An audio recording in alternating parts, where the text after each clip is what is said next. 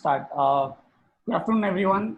Welcome back to our ReWiser Alumni Talk series. We are on our third episode. How I got placed into top universities. And welcome to our panelists here, our speakers here as well. Again, so this is Rajdeep. I'll be moderating this talk. I'm a BITS Pilani alumni and currently running a company called ReWiser, which is a test prep company where we cater to SAT, ACTs, subject SATs, and EP prep. So this is about what we do. And let's start with the introduction. Just before that, a quick glimpse in terms of how the entire webinar is going to be structured. So it's by and large on the same pattern as we have done the last two episodes. So we have divided into four segments. The first one is obviously the introduction, wherein both Samay and Sachit are going to give the introduction. Then the next is the test prep segment, where we are going to talk about the SAT, ACT, subject SATs, APs.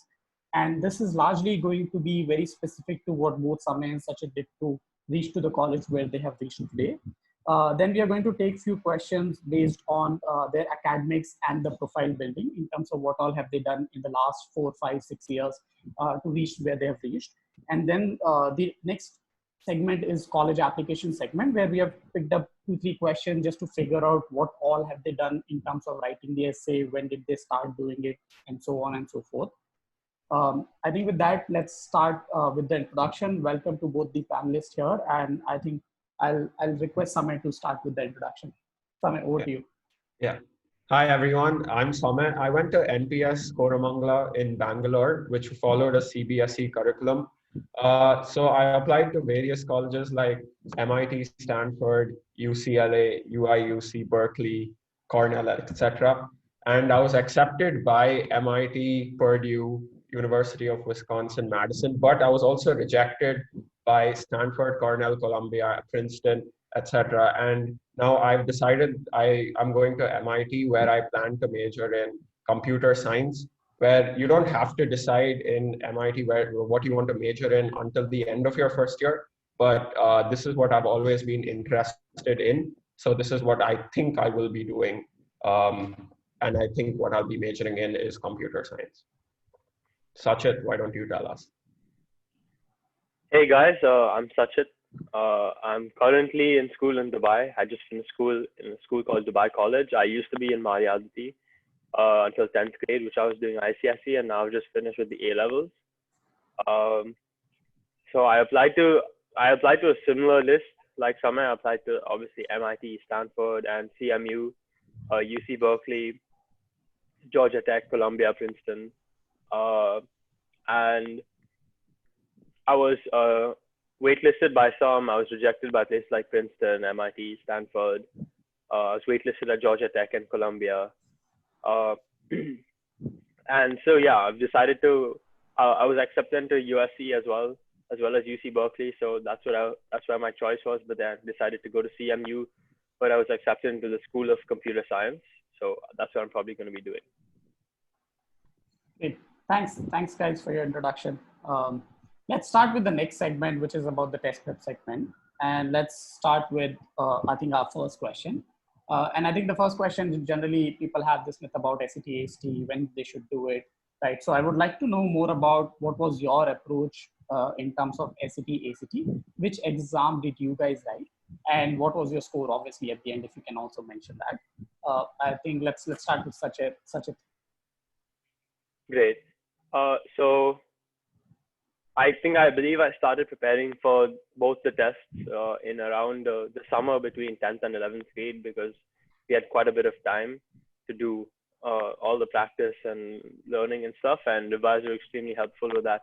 They organized classes and they organized a lot of practice tests. And then, so even when I moved, they were able to help me while I was in Dubai. They sent me practice tests and everything, so I could continue my practice even while I was here. And my timeline was, I believe I took my test around the December time, and my SAT was in December and my ACT was in Feb. So that summer period before that was really helpful. Yeah, so I was, at the end of the day, I scored a 15-50 in the SAT, and then I scored a 36 on 36 in the ACT. and after that, I went on subject test, but I think we'll cover that later. Over to you, Samay. I also followed a similar pattern as Sachit. Right after 10th grade, we had the summer holidays, where I think that's where most people decide what they want to do after like 12th. So I went to ReWiser and I wrote the diagnostic test for the ACT and SAT. And I think there was one SAT coming up in June or July, and I felt that was too quick. So I decided that I would prepare for the ACT, which was in the end of October. And also, I found their pattern of questions easier. I mean, their questions are known to be easier than the SAT, but at the same time, there's lesser time given to solve the questions. But I felt that I would be better suited for that. And so I did a lot of questions. And I think the key is to do as many questions and test papers as possible, because even after learning the curriculum, you'll go and do the testing you have to simulate the testing environment. And there I found that I was actually doing badly, even though I had done the course preparation in class. So after that, I did many test papers, and I scored a 34 on the ACT. And I thought that would be good enough, so I didn't write the SAT, but clearly that I got rejected by so many. So it's good to remember just not to get overconfident in that stage as well. Right. Great. Any specific tips that you guys have for the students, if in case what they should be doing differently? I guess Samay mentioned one, that doing a lot of tests was one thing. I will just add to it. I think doing a lot of tests, but at the same point of time, making sure doing the analysis of that test, right? Making sure not just stop at the test. I think close the loop, go back, see what questions you got wrong, and revisit those questions, redo the concept, close the entire loop, and then do the next test. Sachit, do you have anything to add in terms of tips? Maybe not add, but I just want to echo what both of you said, because I really find like that the tests are what made it for me, because just once you get used to doing the tests on a weekly basis, you do 3 tests a week or so, and I personally saw my scores like just steadily going up. So I agree with the fact that the more tests you do, coupled with the proper analysis of every test, because then you figure out why you got this answer wrong, and then you kind of learn the tricks to get the answer right the next time.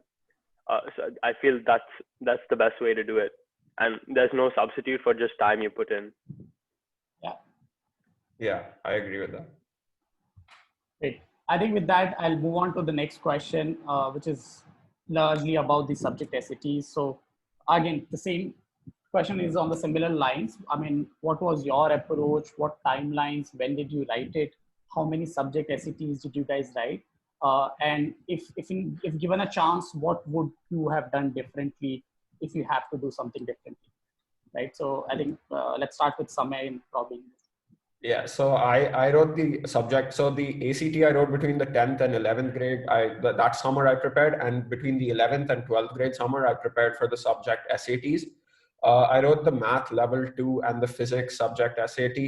And I think I went for the classes at ReWiser, and they were really helpful because they taught the fundamentals. And again, the tests where ReWiser gave us 10 tests to write for each math and physics, and that I found really, really helpful. And I got an 800 in the math level 2 and 780 in physics. And I think in physics, I think I chose to disregard a few subject topics, thinking it's very easy, especially since I was learning at school at a higher level. But then again, in the test, they asked fundamental questions, which if I had learned from scratch, I would have been able to answer really easily. But I didn't. I had disregarded that, which I shouldn't have in retrospect. And if you just learn the topics properly, the subject SATs are not that hard to do well in, but it's imperative that you focus clearly when you're learning and not just try to ratify the questions. Yeah. Sachit, what do you think? Yeah, so I, like Samay, I took physics and math too. I think I took them in June of 2019, which is just at the end of my 11th grade, or that was my timeline rather. And so I started a couple months before, maybe Marchish. And this time I didn't have ReWiser classes because I was here in Dubai. So my route was to go through textbooks. So I ended up So the tip I would say is treat it like the SAT, ACT, but you'll find that it's not that time consuming because it's frankly one subject and you don't have to cover 4 different or 3 different whole sections. So you can, I was able to do the textbooks, and if you just focus for, even if you give it 1 hour, just 1.5 hours a day, like you treat a normal subject, you'll be able to get through everything pretty well and pretty quickly. And at the end of the day, again, just do some 5-6 practice papers. That's what I did. And I was able to score 800 on both papers. And I also feel that usually we have a good, decently strong physics and math backgrounds, at least coming from an Indian curriculum like ICSE or CBSE. So that definitely helps a lot. But the whole scheme of questions is different to how they generally ask in Indian exams. So it's also important to change your mindset for that little bit to get used to the test, and then you should be good. Yeah, great. So I think, I mean, for some reason we have both these speakers here who plans to pursue computer science as a major, and hence I think you would see the subjects that they have chosen is math and physics. You also have bio and chemistry. So in the previous talks where we had, let's say, a student who was planning to do pre-med, I think the subject choices that she went ahead was chemistry and biology. So I think you always have an option to decide what subjects you wish to do. Also at the same point of time, just to add another thing, a lot of parents have this question saying, should we do 1 subject SAT, 2, 3? I mean, what is the right number, right? I don't know, guys, did you think about that? Do you guys had those questions in your mind? How many subject SAT should one do? And in retrospect, do you have any suggestions on that? So depending on the college, some colleges make it mandatory to take 1 of physics, chemistry, and 1 of biology, and 1 of math level 1 or math level 2. I think that's changed. It's changing every year. For example, this year, MIT is not even requiring the SAT or ACT, and they're not taking into account SAT subject tests. So depending on the colleges you want to apply to, it's good to go to their website and check out the requirements before you start the whole process. Yeah, so most colleges will never require 3 subject tests.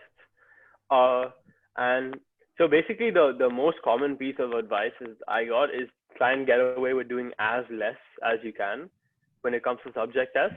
I mean, as few tests as you can, because it's frankly a time sink that doesn't really benefit you much in any other way.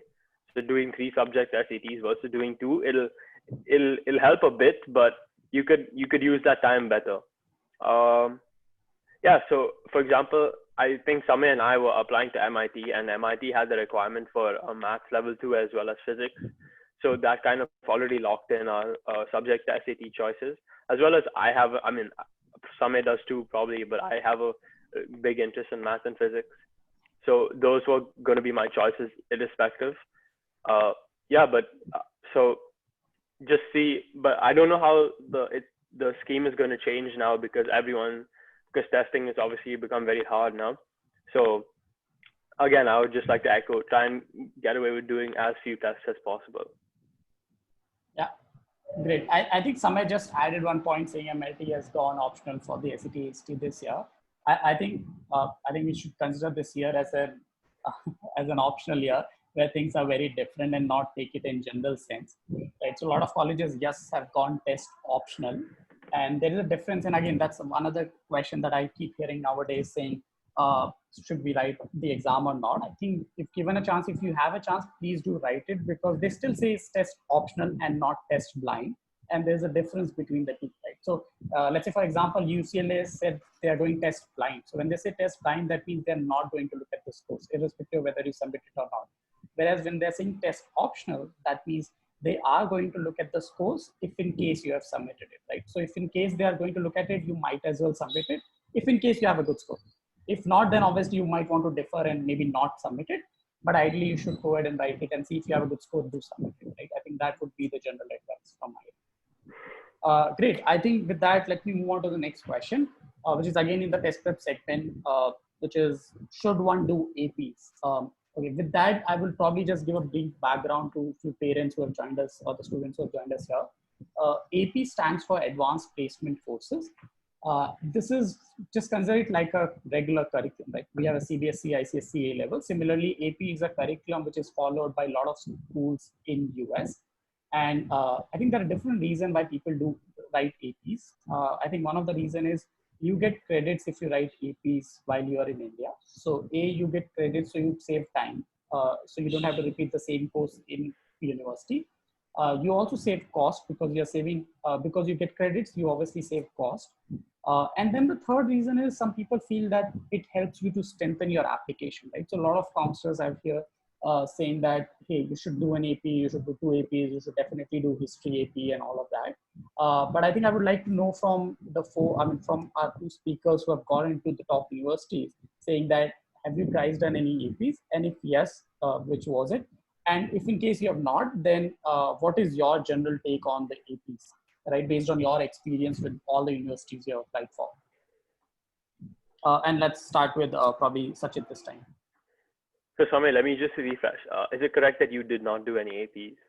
Yeah, I did not take any APs. Okay, so both of us did not do any APs, and we both ended up at good places for us. And so I suppose that drives home the fact that it's not required.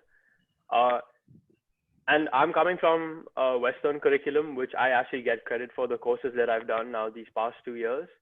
So a lot of the advice that I got on this side was, unless it's going to give you something new, then there's no point in doing an AP. So unless I was interested in doing a history AP or a psychology AP, other than because my subject were physics, chemistry, math, and computer science, which is really the only thing I wanted to do. And I didn't want to study anything else. So then there was really no benefit to me doing an AP, because although it would strengthen my application, like exactly how I feel about the subject test, I could use my time better than just doing an exam in one of the subjects that I already am learning. Yeah, so there's obviously the benefit of the credit if you're coming from an Indian syllabus like CBSE or ISE. But even then, I would say maybe be a bit cautious about how many you're trying to do over and above your school syllabus, because Indian syllabi are quite taxing. But yeah, so I wouldn't say it's essential, but I would say if at all, use it as an opportunity to branch out and do something that you're not already learning. Over to you, Samay. Yeah, I agree. I was taking the same subjects as Sachit, and at that time, I was working on some computer science related projects, and I didn't want to use that time to prepare for the APs, because then it would compromise what I was doing. And I was actually interested in computers, what I was doing with those non-academic related stuff, and I didn't want to spend time working on an AP when I knew that I would learn it anyway in the future. So now that I'll learn it in college. So getting credits is a good aspect, because it might help you save money in college, and that might be something to take into account. But at the same time, you shouldn't it doesn't, the same way SAT is far more important than taking an AP, because colleges don't expect you to take an AP. It's more of it won't hurt your application, but it's not something that's going to people are not going to look at it and say, no, APs, that's a bad thing. So APs, as Sachit said, if you are interested in a different subject, then you should go into it and explore it, because that might be a good way to do it if your school doesn't offer that subject especially. But there's no reason to spend too much time or compromise other stuff which you're actually interested in over it. Yeah, makes sense. I think just to add to that, right, what Samay rightly said, I think for me, I think my general advice to the students or to the parents is, I think the way we should look at is, the first is academics, right? So your academics grade has to be top notch, right? So that's the first topmost priority. And then you have your SAT, ACTs, then you have your subject SATs, and then you have your APs, right? In the same order of preference, right? So if your first 2 things or the first 3 things are not in place, then you might not look at the AP, right? It shouldn't be that you have a 1300 in a SAT score and you have time to improve your score, but you're going and doing an AP, right? So it's about time that you have, and in that stipulated time, can you do something else which is much more productive than APs? Then you might as well go ahead and do it. And as both of them rightly said, if in case it's about AP in history or world literature or something which is not being offered in your regular curriculum, and you want to showcase that you've gone extra mile ahead to just do that course and showcase your strength, I think that might be a good advantage. Whereas you're doing physics in school and you end up doing AP physics as well, right? So, and just to add, I think in case of Samay, because he's coming from a CBSE background, so he knew that he's not going to get any credits for his regular school curriculum. Whereas in case of Sachit, because he is doing AS and A-level, he will get credits for the courses that he has done in grade 11th and 12th.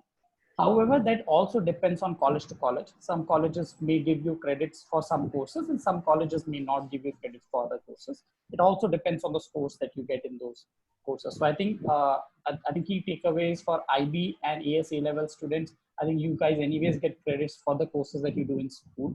So it may not be, as imperative to do an AP just for the sake of credits. I think you can do it for sending your application, and that also if in case the topic is not offered in your school. Whereas in CBSE and ICSE, yes, you can look at doing an AP if in case you want to strengthen your application. Yeah. So can I just add one last comment? Please, Sachin, please. So yeah, we were discussing about the benefit. One of the benefits being that you get to skip courses in college, but I just like to reiterate, like the whole purpose for going to college is to do courses with the professors at college. So what's the point in skipping them? What's the point of skipping them to get into college if you just want to go to college to do those exact courses? Yeah. That's very, I was also thinking that there's no reason to cram a subject for like maybe 1 month to barely pass the AP but when you go to college and take advanced courses, you'll need those fundamental understandings. There's no point in skipping them just for 1 semester worth of classes going, because it'll hurt you in the long run. Fair enough. I think fair enough. I think just to add here to all the participants here, guys, please feel free to put in all your questions in the chat that you guys have for us. I think in the first 35-40 minutes, we are going to do the FAQs, and post that we will take Q&As. So please start putting all your questions on the chat. We may not answer it right now, but we will start taking it up right after you finish the FAQs. So please start putting out the questions on the chat. Please feel free to do that. With that, I think let's move on to the next segment, wherein we are going to discuss about, let's say, the academics and some sort of profile building, to say so.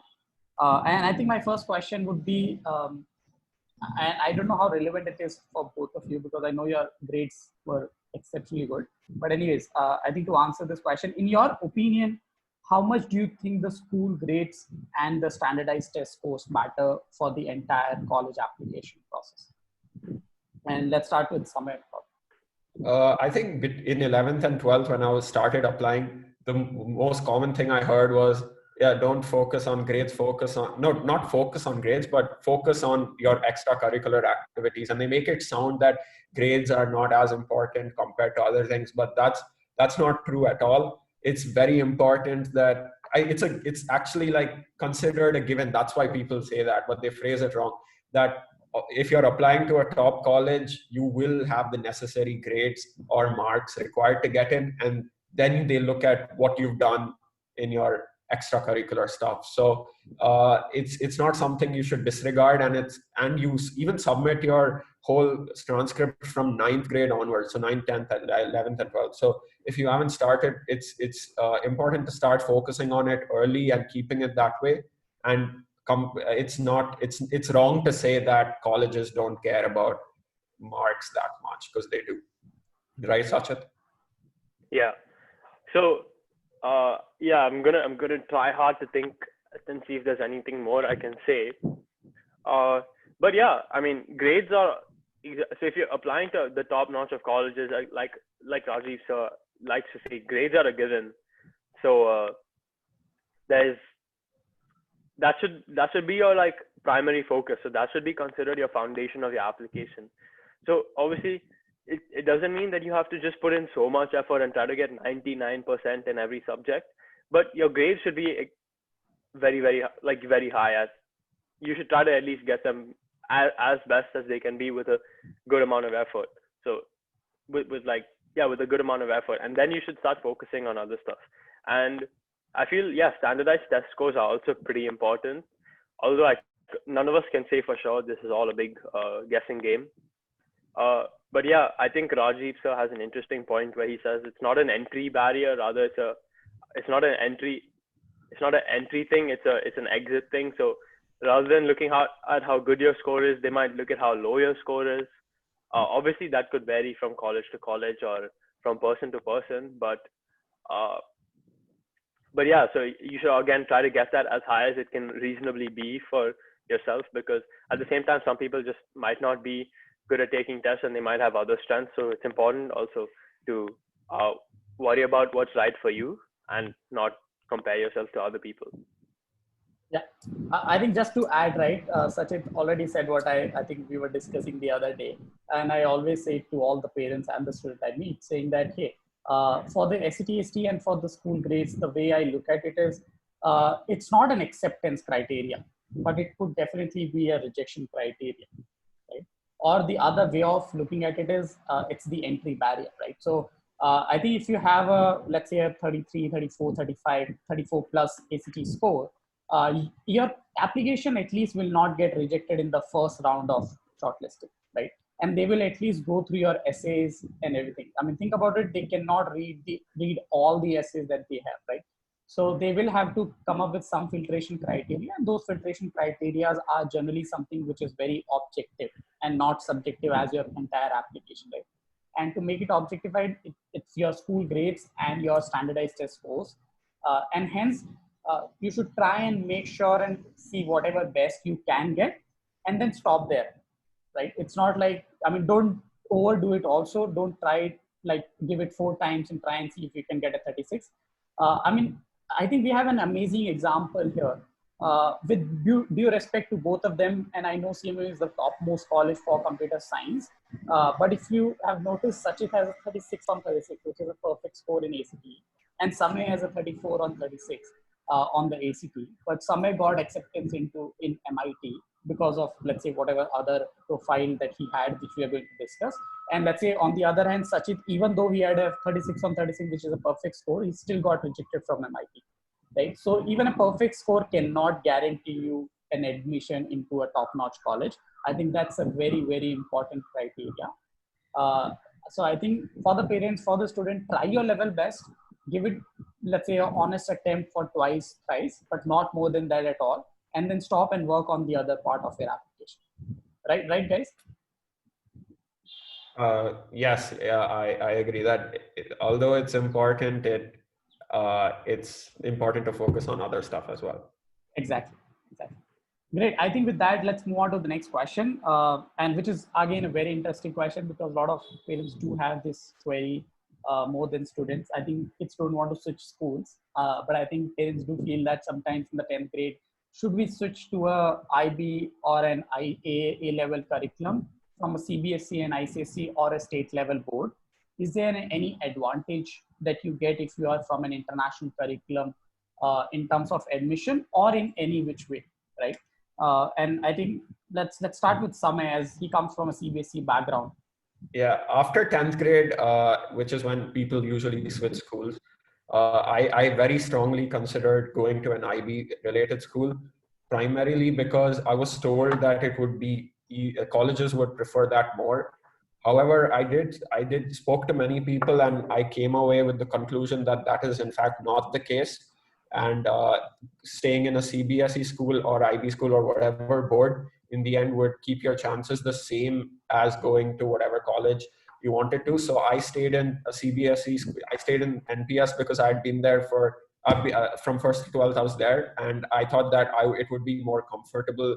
Like instead of switching to a school in 11th grade, which was a completely different board, and in like not doing well because I was not able to transition. So those were my reasons for staying. And yeah, as I said, I thought, I mean, people, in the end, I drew the conclusion that it would not make a big difference in getting admission into colleges. But Sachit, what do you think about this? Do you agree? Somewhat. So, but first and foremost, I want to say is that make this decision based on, like, without college in mind. So while I feel that there may be a slight benefit of being in a Western schooling system, I completely agree with Samay's decision, because changing schools, especially at a time like 11th grade, is not going to be it's not going to be such an easy experience, because I myself experienced it while moving here. So if you have the opportunity to stay in a school where you're happy and where you can succeed, where you know you have the opportunities to do stuff and you have an ecosystem, just stay there. I mean, your happiness and your like security will help you far more, because you'll be able to do whatever you want and you'll know how to do stuff, whether it be for college or whether it just be for your enjoyment. And so your whole application will just get much stronger because you'll be at a much better mind space at the time of writing it. So I had switched to A levels just because I had thought to do it for a long time, because I wanted to drop English classes, and I also liked the ability of just doing 4 subjects and not having to focus on anything else. So first and foremost, I like the Western system. I like the A level system, and I also considered IB, but that was a bit more. They make you do an English class, they make you do a humanities class, and it's extremely work demanding with the things like the extended essay. So that means it's a very rigorous board. It prepares you extremely well for college. But I really like the idea of only doing 4 subjects and having a lot of free time to work on other stuff. So that's why I chose to do A levels. And at the end of the day, so this should not be the reason why you switch boards, but I do feel that considering IB and A levels are more Western boards, that US universities may be slightly familiar with it, because students from many more countries than just one are coming, having done those boards, which is why they also recognize and give credit for it. Yeah, I think. Yeah, sorry, Samay, go ahead. Is it also the case that you will be more comfortable when you start college compared to me because you're following their style of learning from 11th and 12th? That'll make the transition to college easier for you. Yeah, potentially, but because I have to say, like what I've experienced in the past 2 years is quite different from the ICSE that I experienced in 10th grade. But at the end of the day, it's still going to be a change for me. Maybe not as large of a change for you, but it's still going to be a change for me nonetheless. And I don't think it's going to be that hard for anyone coming from Indian syllabus to adjust as well. Okay. Yeah, I think that was my point, I think, which Samay rightly pointed out. I think if you ask me, I think if you're doing an IB or an A-level curriculum, I think you get slightly better prepared for your college per se. But should you do it just for the sake of college, saying the college will consider it good if in case you are coming from an IB or a AS A-level background? I think that value is very little, which could be negligible also. I think you should probably do it because of different reasons, and reasons could be, let's say, as Sachit rightly pointed out, it gives you a lot more flexibility in terms of the subjects that you want to pursue, right? And as Sachit said, he did only 4 subjects. You don't have to do mandatorily 5 subjects, and you don't have to choose, let's say, a science or a commerce or a humanities per se. And you have an option to choose subjects from different things, right? You could have an economics, or you could have a history, and you can also have a maths, right?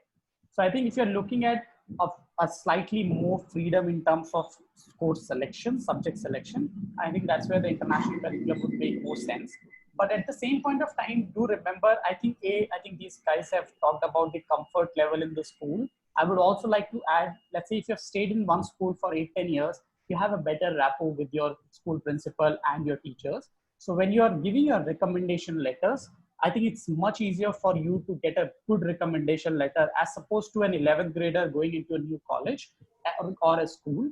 And that's when you're asking for your recommendation letter. For these teachers to give a very personalized recommendation letter might be really difficult because they have seen you only in the last 1.5 years, right? I think that's another factor that you should weigh in when you're looking at the pros and cons of should one change school or not. Otherwise, in my experience, someone is here with CBSE to MIT, and I've seen other students also in the past webinars, and also from the state board who are going to top universities as well. Sajid, do you have anything to add? I think you were raising your hand. No. Okay. I think you guys hit the nail on the head. Great. So I think that I hope we were able to answer this question, because I think it's a very general question that everybody thinks that they should switch or not. And I think there's no right and wrong. I think write down the pros and cons, weigh it out, put some numbers to it, and figure out what works best for you. Right. With that, I think let's move on to the next segment per se. I think which is about the college applications. And I think the first question here is, which is again a general doubt or a misconception, saying, hey, I'm not a US citizen. So do I still stand a chance to get into top universities? And what about the scholarship? Are there any scholarships still available if you are coming from outside US, or if you're a non-US citizen? So with this, I think let's start with Samay. And I think the good thing is we have a good mix. I think Samay is a US citizen, whereas Sachit is not. So let's see how it goes. Yeah, Samay, over to you, please. Yeah. So although I am a US citizen, so but I do know many people, including Sachit and many people in my school as well, who are Indian citizens, or not US citizens, who have got into really good US colleges and US or not just US universities, any universities in UK as well. And they do their best. They don't do their best to make sure international students are like fit in. Because I know now in MIT, they're having an international orientation specifically for international students. They're doing things so that people in different time zones can be accommodated as well for different kind of game nights and all. And they also award scholarships or honors classes or various things to international students. So just because you're an international student doesn't mean that you will be facing a lot of disadvantage. In fact, the colleges will try to include you to their best of their abilities. So, but Sachit can probably give more input into this, considering that he went into this as an international student. So he would have experienced this. So I think the first thing to tackle will be scholarships. So usually most private schools in the US, it's tough as an international student to get a scholarship. So if cost is an issue, I think, from my opinion, there's two paths you can take. The first is with scholarship is called a need blind school. So this, I believe Yale is need blind, and I believe MIT is need blind as well. So this means that they don't care whether you're an international student or not. And second of all, applying for this scholarship does not affect your chances of admission. Because as an international student, those chances are slightly lower. Because it's a much more competitive field. Yeah, so the first path you can take is a need blind, so with schools like Yale and MIT, and there are a few more names which I don't have at the top of mind. Secondly, I would say you can consider public schools as well, like the University of California or Georgia Tech, because their school fees are significantly lower, frankly, almost half the price, almost half actually, of like some private schools. So those also are really good paths to go down if cost is an issue, but it may not be. So then obviously you're open to wherever you would like to go. And I'd like to just say that happiness comes first. And we'll touch upon this later when deciding which college to go, when talking about which college to go to. But yeah, to answer the question, do I still have a chance to get into my top college? I definitely think you do. Like, I think Sama and I can both vouch for that, as well as a lot of our friends, at least from Bangalore and even from here in Dubai, have gotten into very good places, not necessarily by being US citizens. Obviously, it helps because you get put into a much less competitive pool. But I think, you know, if you have a good resume and the college feels you're really a right fit for them, they're not going to turn you down just because you're an international applicant. So it's up again. At the same time, it's up to yourself. It's up to you to make yourself stand out in that field. Yeah, it's up to you to make yourself stand out in that field and not really worry about if it's going to affect your chances, because it's not like you can get US citizenship if you just ask for it. Yeah, great. I think that's pretty much. So I think with that, let's move on to the next question. Again, in the same college application thing. I don't know which subject I wish to study in college, right? And so will that affect my admission, or do I need to be very clear from day one that, hey, this is the subject that I want to pursue, or this is the major that I want to do? What's your take on this? I know it might be a wrong question for you folks because you guys are very clear in terms of what subjects you want to do. But if in case, again, from your experience, from your peer learning, I mean, what is your thought on that? And will it be any negative if I apply as undecided major to the college, right? And I think let's start with such a topic. So there's actually no downside. There's no downside to knowing what you want, to not knowing what you want to do. Although it might affect your admission, but that doesn't necessarily mean it's a bad thing. So because college is the time you're supposed to actually find out what you want to do in life, because you get to try everything at a higher level than you were used to in school. So obviously, if you know what you want to do, like Sama and I, you have your range of picks of wherever you want to apply, and you can just happily apply there. But if you don't know, then a lot of private schools have undeclared options. So that's a really fantastic path to go down because they give you a lot of freedom. But I would say the downside is that places like CMU, they have a specific school of computer science, which becomes extremely hard to kind of switch into if you don't know what you want to do. But at the same time, you're not really at much of a disadvantage. It's going to limit your applications very slightly. Like if you don't know whether you want to do engineering, because usually most places have an engineering school to apply to. But however, within that, they have undeclared majors. So you're all right. And I'd like to say it's better that you feel like you're sacrificing on a place with a lower rank.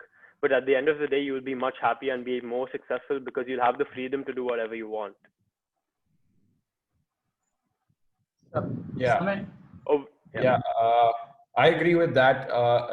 So MIT, when I applied to MIT, they didn't make us choose which school to apply to, because in fact they released a blog post where a certain percentage of people, you get to say what you're interested in, but that's not binding. Like that's just so that they get an idea of who you are. And they say that those who choose that area of interest, after 1 year, they end up switching and choosing something else. So that first year at MIT, they actually get to explore the different kind of subjects and take something else, because people, that makes sense, because you go to college for a different type of learning, and over there you might find that you're interested in something completely different than what you thought.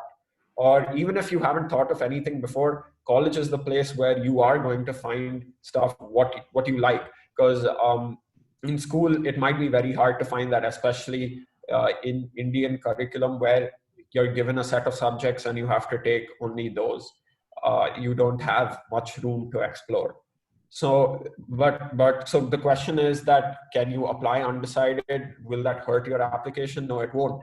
But like in your essays, whatever you write about, colleges can still get what you're interested in from that, or they can paint a picture of who you are. You don't need to apply to any specific school or say commit definitively to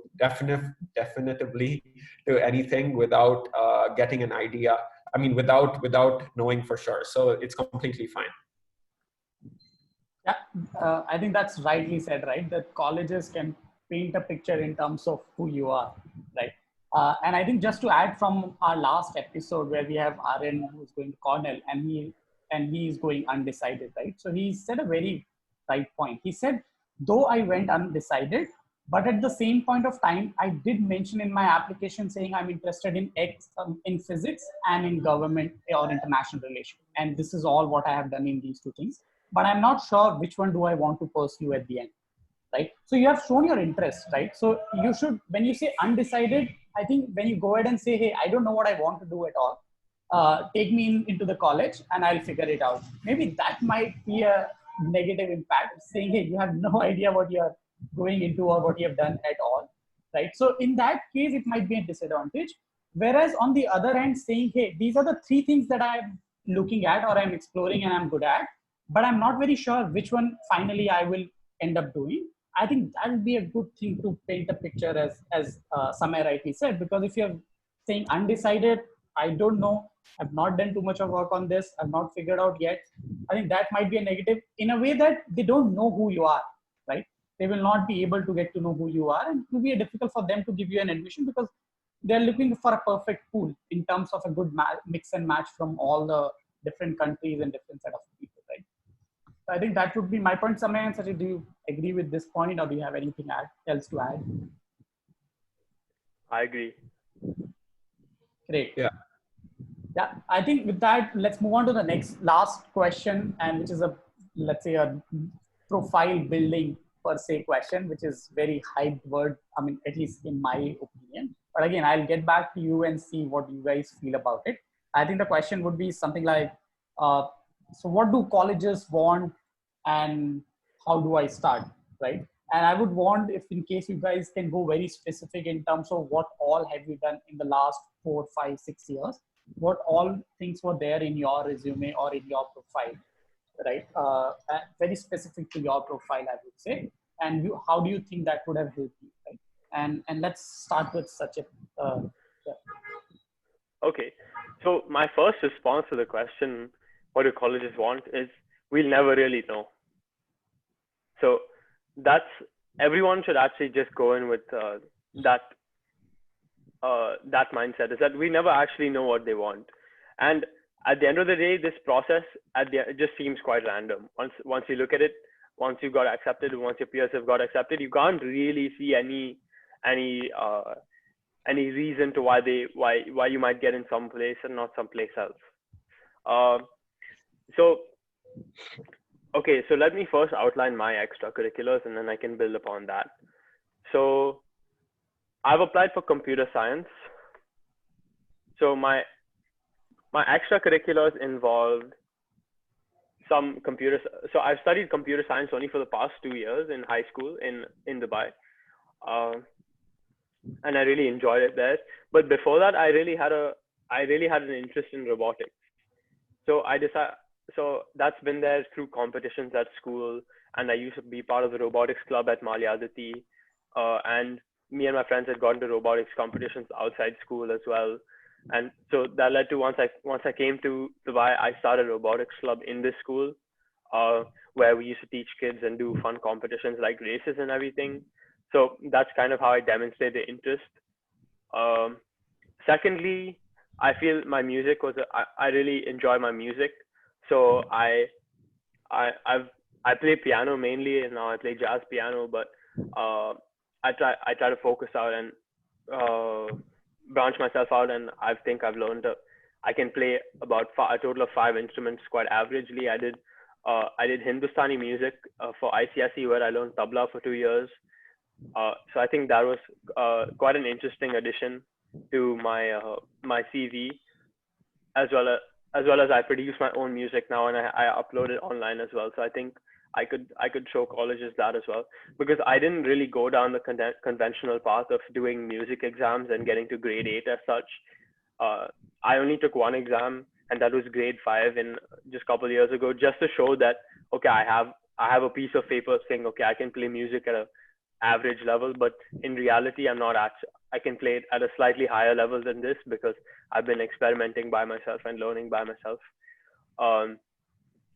So thirdly, MUN was a really enjoyable experience for me. So I ended up doing a lot of MUN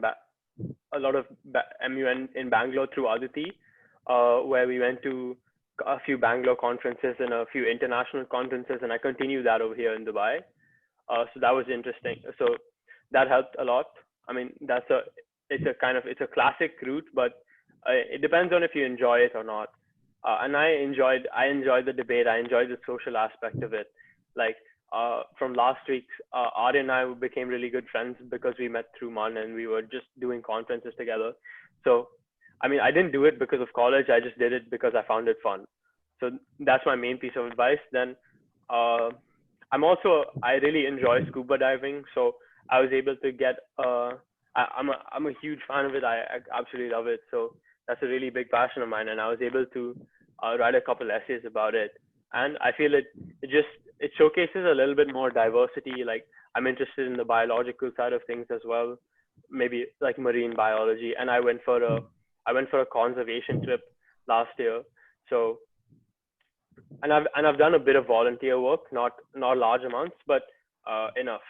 And I've done some exchange programs. I've done some own online courses, and I played some basketball in school.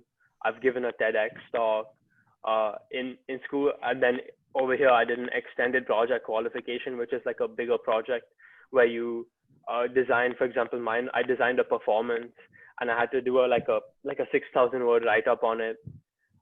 So it's all about just doing a lot of random stuff and trying to make it look cool at the end of the day. So, but my real advice is just not to do these things for college. Do this because you enjoy them. Because the second you start doing them for college is the second you start doing them insincerely. And when you do something sincerely, people will be able to recognize it. I mean, there's the off chance that they'll actually get fooled by it, and then you'll get lucky. But why take that chance when you'll be unhappier in the 4-year period of high school?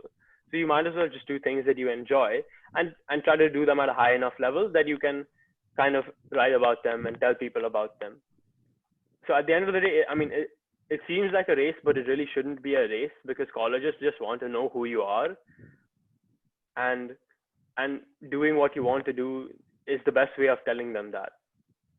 So just want to bring home the fact that don't do anything specifically for college. Try not to do that, and instead just focus on your own interests and enjoyment.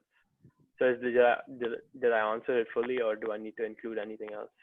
No, I think I want it to be unfiltered any which way, right? And then I think we can discuss on that. I completely believe that there is no right and wrong answer to this.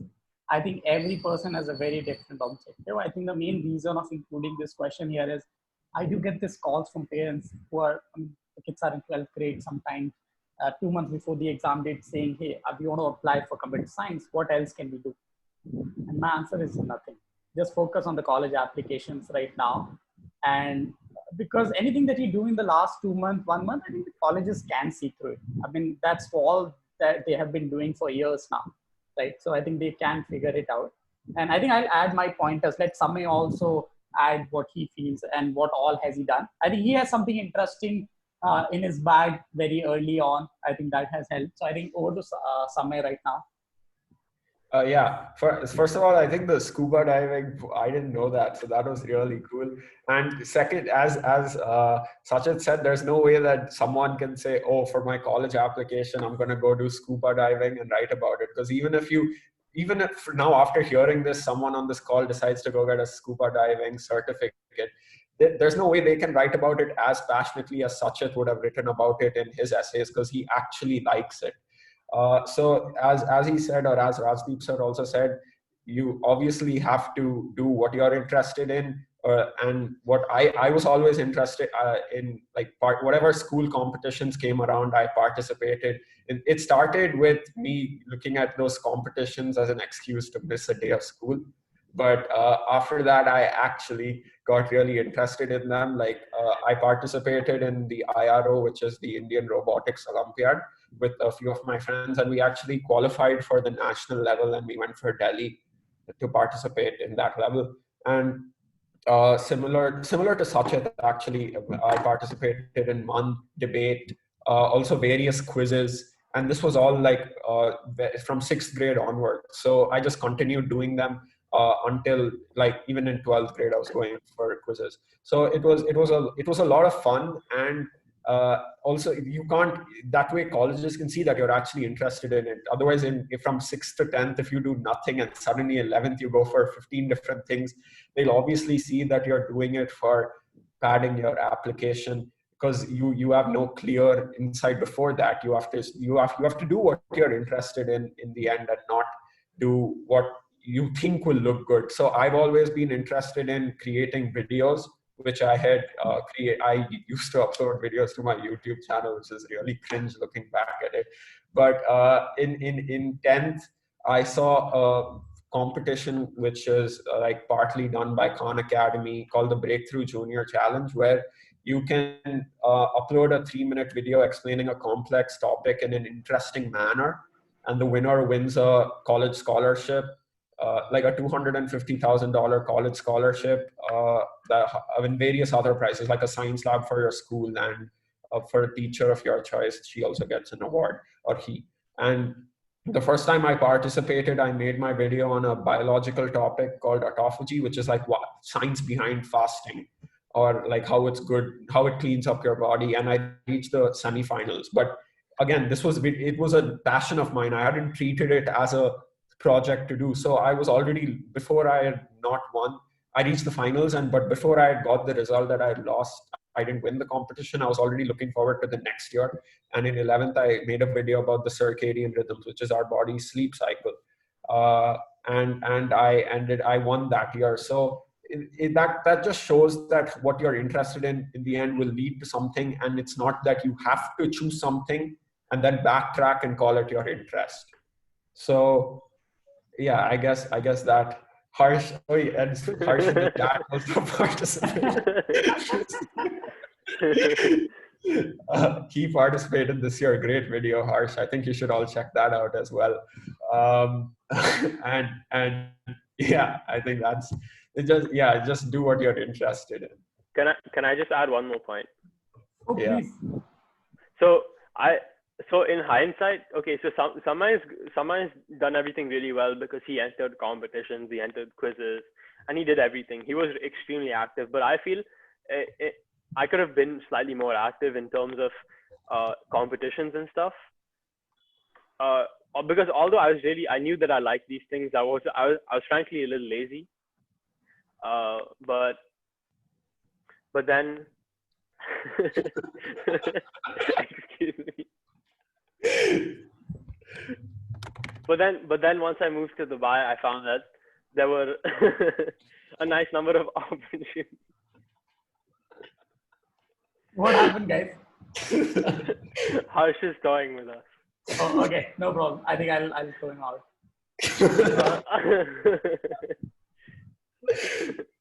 Good. Okay. Yeah, so I found that a good number of opportunities were here. So, for example, there was a computer science competition where a bunch of us from our school went out, and we actually were able to win it against other schools.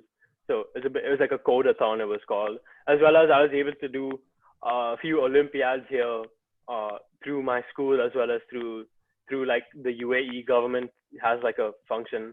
So I was able to do an Olympiad in AI where I actually managed to place like 7th in the UAE somehow. As well as there was a physics Olympiad which I did for 2 years, the British one, where I scored like a gold medal in like the first one and a silver medal in the second one. And there's a UK math Olympiad which I did, and I scored silver 2 times as well. Just because I wanted to. These were all optional things, but I also found that considering they were offered to me in a much more direct way, it was easier for me to accept them. Like, I didn't have to go out searching. So I feel like I was reluctant to go out searching for my own opportunities. And I unfortunately waited until they were given right to me.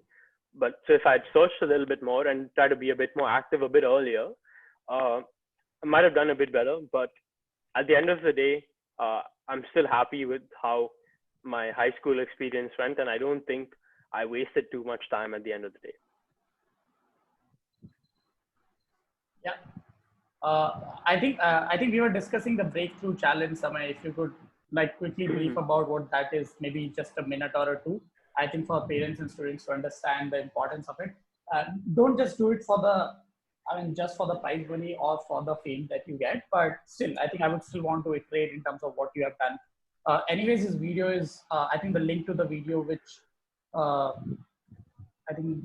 won in this award is already there in the chat. But Samay, if you could just maybe in a minute or so, if you could quickly brief. Yeah. Okay.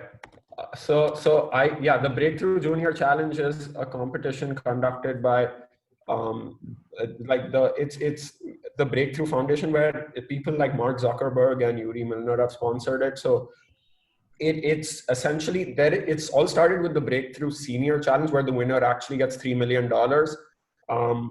And the Junior Challenge is for high school students only, where you create, not high school, ages 13 to 18 years old. So you can start when you're 13 itself. And when you're and you create a video on math, physics, or life sciences, explaining it it has to be like a difficult kind of topic. Obviously, if it's easy, then there's no need to explain it. The key is to convey a kind of difficult topic in a very interesting manner. Like, it has to engage you, and it has to be in 3 minutes only. And the winner gets a college scholarship. But at the same time, even if you don't win, like 3,000 people participate every year. So just imagine watching those topics and learning from them. In just 3 minutes, you get to learn a topic which you've never heard of before. So in an hour, you could watch so many such videos and just learn so much. And you get to be part of this incredible scientific community of high school students, where it's about learning. Like, yeah, you shouldn't do it for, although the prize is a benefit, you should do it for the experience. And when you're making your video yourself, I learned so much. I didn't know about autophagy or the circadian rhythm as much as I know now, because I had to spend time learning it and making sure that it was conveyed well. So yeah, that's about the breakthrough challenge. Great. I think, yes, I think we have covered it all. I think that's what we had in the FAQs question. I think let's move on to the Q&A sessions, guys. I think let's start taking out the questions that parents have posted out here in the chat. I would request all the participants, in case you guys have any question for these folks, please put it on the chat, and we'll be happy to take it up. So, okay, somebody has asked, how did you guys convert your ISC board scores to weighted GPA? I guess the school will do it for you. Is that right, Samir? No, I didn't. I was in CBSE. I just submitted my scanned transcripts directly. I didn't have to do anything. Okay, for you, Sachin? So, A-level, I mean, they accept A-level grades, so they don't require a GPA. So on my side, I didn't even need to do that. But I believe in my other team, my friends who are doing ISC, they convert it for you, so you don't have to worry about that. Exactly. The school will do it for you, so that should be fine. Which colleges did you apply to? Which ones did you get into, and where are you headed? Oh, I think probably you have joined late. I think we have answered this question. Guys, if you can quickly, so I think Samay is going to MIT, and Sachit is going to Carnegie Mellon, and both of them are planning to pursue computer science as a major. Then next is, how did you go about deciding which colleges to apply to? And okay, Ayush, I guess we have answered this question. If you have any. No, we didn't answer this question. I think we skipped it. How did you go about deciding which colleges? Okay, sure. So I think Sachit, if you would like to take this question. Okay, so I've actually learned a lot about this question. I've actually been thinking a lot about it before and after this process, because I realized that I was quite wrong in the beginning. So if you would have asked me where I wanted to go in the beginning, I would have said definitely not Carnegie Mellon,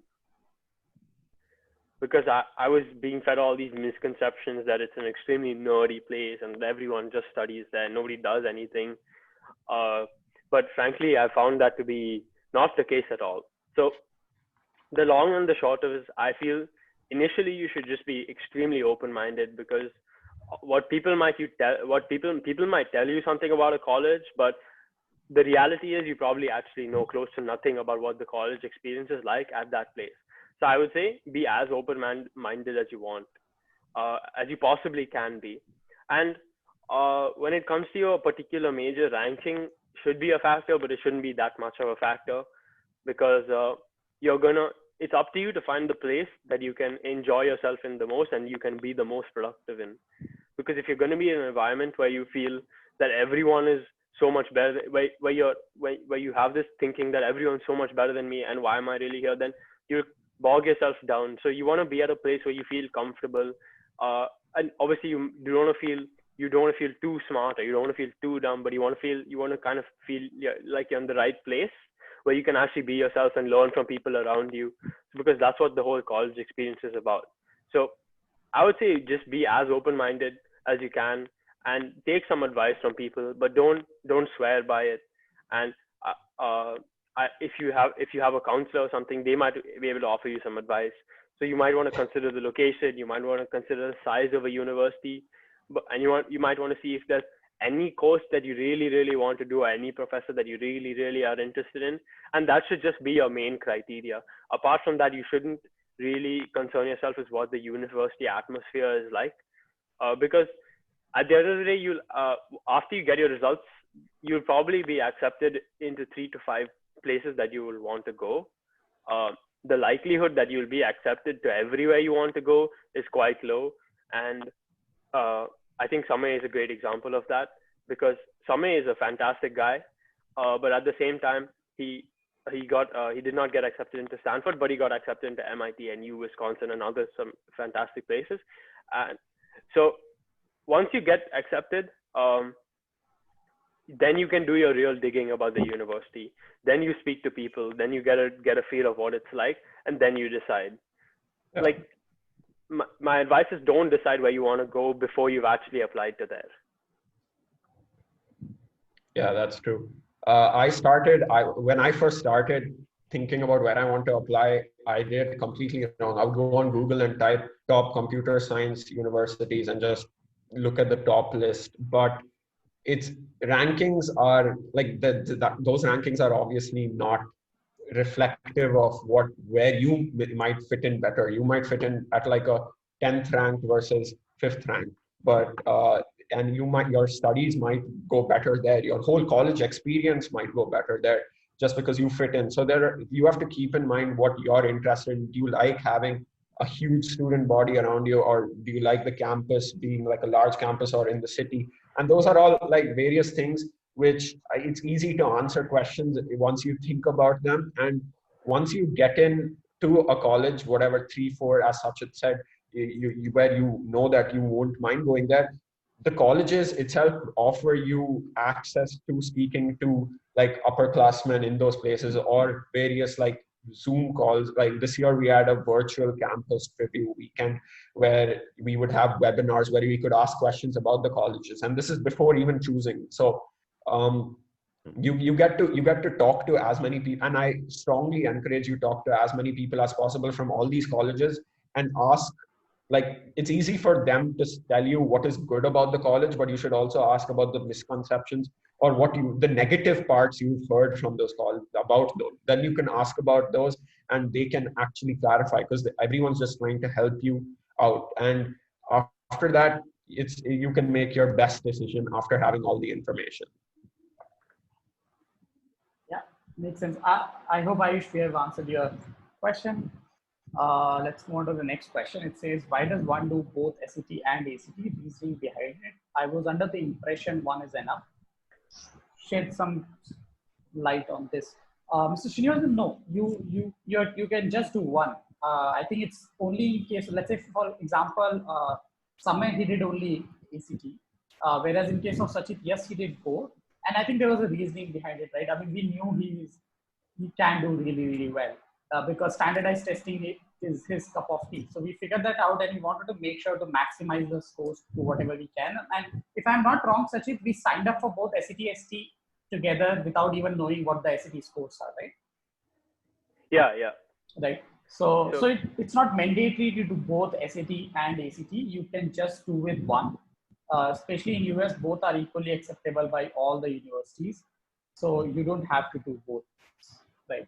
Sachit, you had something to add? Yeah, so for me, it was mainly just a lack of decisiveness, and I didn't know which one I was going to be better at. So I was like, why not try both? Right. Because there was no real large thinking behind it. It just kind of spurred of the moment, like, why not try both? Why not just try and make the most out of the opportunity that you have? Because the content is relatively similar. And so, yeah, but then at the end of the day, if I could only do one, I would have done the ACT, because personally, I find the AC has slightly lower difficulty questions in terms of the English, which I'm not really inclined towards. And it has a science section, and the math section is slightly tougher, and the timing is slightly lower per question. So I found that that's a better fit for me, because I usually answer questions quicker, probably because of me being used to like the ICSE curriculum. So I found that was a good fit for me at the end. So if I could have only done one, I would have done that. So it depends on who you are and what you can do. Yeah, great. Let's move on to the next question. I have it personally sent to me. What if I have got good SAT subject SAT test scores, but my school grades in a year is particularly low?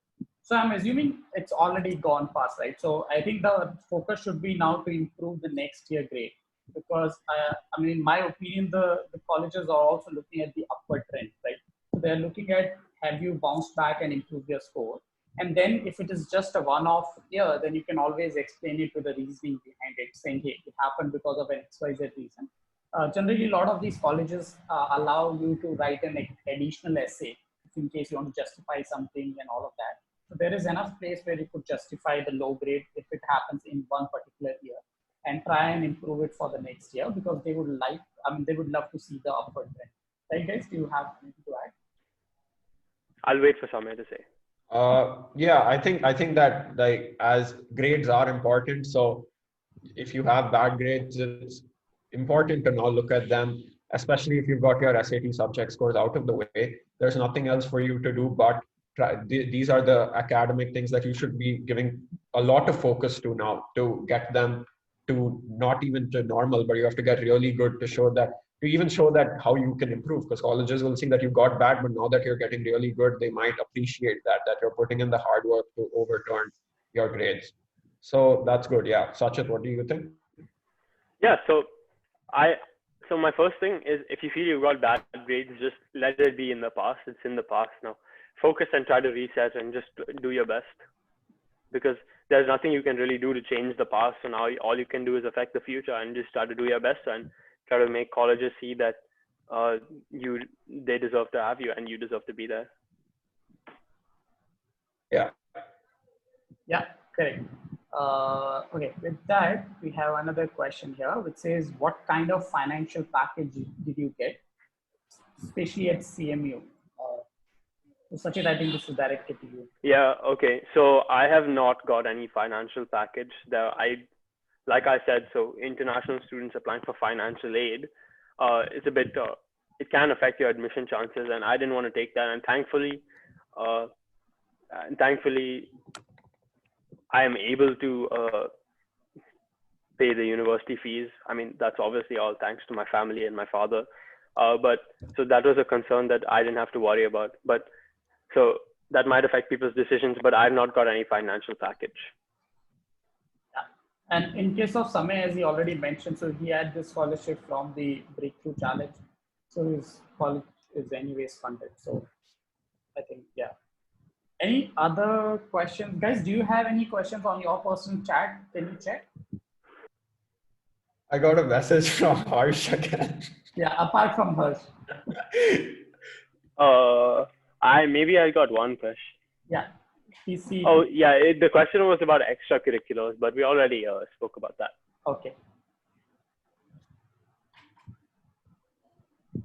Okay, I got another question. Someone is already putting some hours on SAT. How much time one has to put for ACT fees starting now? Interesting question, I would say. Sachin, do you want to take it up? Because you're... Yeah, sure. So I did the SAT training first, and then the ACT training next. So I actually feel that it's going to be slightly easier, because you'll be used to tougher math questions, you'll be used to tougher reading questions, and all you really have to do is the science. That's the only new thing. So I would say, I mean, I can't give you obviously a number, but I can just say keep doing practice tests, and once you feel your score is satisfactory, do a couple more tests, and then you're set. Yeah, exactly. I think just to add to it, I mean, again, I think we are going to have a different webinar just to talk about SAT, AST, but just a quick glimpse, right? So I think all the sections are very similar. It's almost about 95% portion, which is similar in SAT or ACT. It's only the style of questioning which is different, right?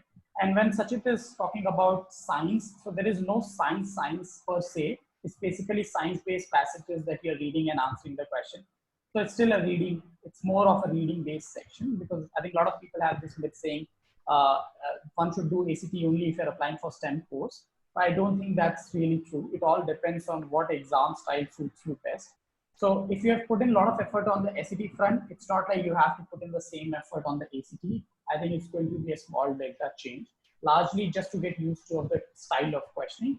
And then, as both of them have mentioned multiple times, it's more about doing more tests. The more you do it, the better you become. And ACT is a time-intensive exam. As they both have said, you have less time and more question as opposed to SAT. So the practice over ACT helps you much more. In ACT helps you much more than what it is in the SAT framework. So yeah. I think I have another question privately to me. Do letters of recommendation play an important role in the application process? Samay, do you want to? I don't know. That's hard to say, right? Like we obviously don't know how much recommendation letters play a role, but they definitely do. I think colleges would get so many recommendation letters that if it's just generic stuff, right? Great student, and he's done well. They'll know that it's just another one. So if you actually have if you're good in school and the teacher knows you, they would be more inclined to write anecdotes, and that is what colleges would know that you've actually, if you give a specific example of how such it did well in school, like a proper story about it, like a brief one, obviously not a whole story, but then the colleges will appreciate that better because they'll know that it's accurate, whereas compared to another generic one. I think I remember seeing MIT even has a guide for teachers on how to write recommendation letters to give their students the best outlook. I mean, so their students would be reflected the best. So while they do not, I don't think they'll play a huge, big role, because the big role will be played by your application, not by someone else talking about it, but they would have a sort of impact as well. Especially if it's a lackluster recommendation letter, then colleges will know that you weren't as good as you claim you are. Yeah, it's a good opportunity for the teacher to just drive home the image that you're putting forth of yourself. It's also a good place to slip in some extracurricular activities that you might not have got to talk about in your own application.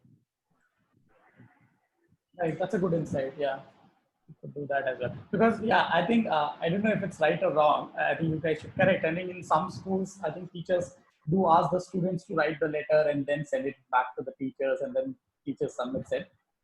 So in that case, you do have an option to basically write additional extracurricular activities and so on. But yeah. Yeah, but I feel that could be seen through really easily, because you would be able to tell when someone is writing about themselves versus when a teacher, someone like in the field of education is writing about a kid. Exactly. Yeah.